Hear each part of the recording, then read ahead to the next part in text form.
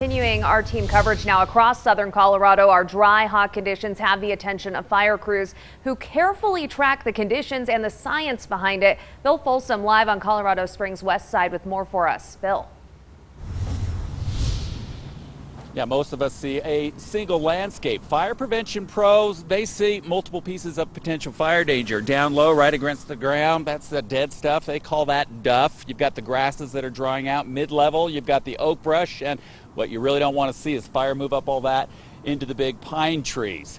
Well, each of these has different moisture in it, and they burn differently depending on that fuel moisture. Through science, that moisture is tracked very closely.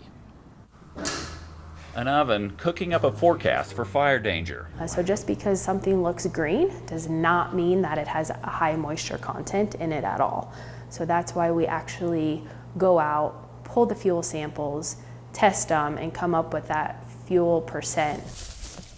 A lot of vegetation is drying and getting even drier. Just days ago, the fire danger indicators in Colorado Springs were at high. Now they've shifted up to very high. We're looking at the temperature, we're looking at relative humidity, cloud cover. It all impacts how quickly fire fuels dry out and how easily they ignite. Fire science happens by gathering samples and weighing them.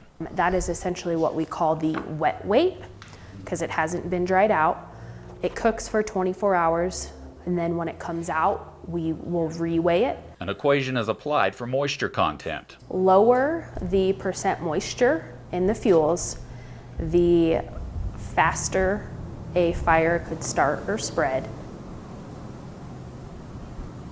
So fuels are drying out. We also just heard the forecast that it's hot and very dry ahead. But what about that little bit of a rain we had afternoons just a few days ago? We asked about that, and they say what happens is that hits the ground, soaks into the roots. But with our current conditions, it doesn't get up into this stuff above ground. So that either stays very dry or dries out very quickly, which means as we go into this week, very high fire danger.